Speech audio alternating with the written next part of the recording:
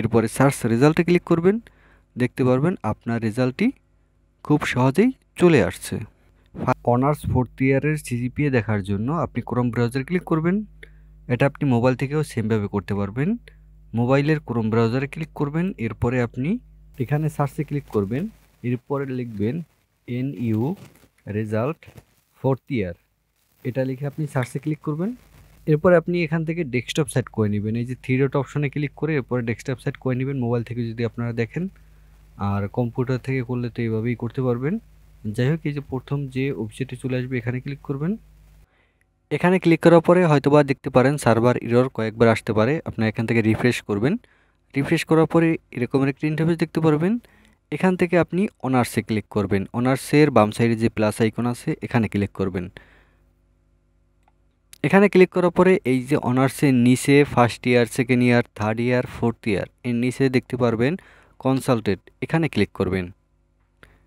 এরপরে আপনি একটু ওয়েট করবেন। প্রথমে দেখতে পারবেন এক্সাম রোল, ফোর্থ ইয়ারে আপনার যে রোলটি দেওয়া ছিল সেটি এখানে দিয়ে দিবেন, মানে ফোর্থ ইয়ারে আপনি লাস্ট যে পরীক্ষা দিয়েছেন সেই রোল নাম্বারটি এখানে দিয়ে দিবেন। এরপরে হচ্ছে রেজিস্ট্রেশন নাম্বার, রেজিস্ট্রেশন নাম্বার সবার সব ক্লাসে সেমই থাকে, এখানে রেজিস্ট্রেশন নাম্বারটা দিয়ে দিবেন। এরপরে হচ্ছে এক্সাম ইয়ার, মানে আপনি কোন সালের পরীক্ষা দিয়েছেন লাস্ট, সেই ইয়ারটা এখানে দিয়ে দিবেন। আপনি লাস্ট যেবার পরীক্ষা দিয়েছেন সেই এডমিট কার্ডে লেখা আছে যে এক্সামিনেশন কোন ইয়ার, 2022, 2021, 2024 সেখানে লেখা থাকে, সেটা এখানে দিয়ে দিবেন।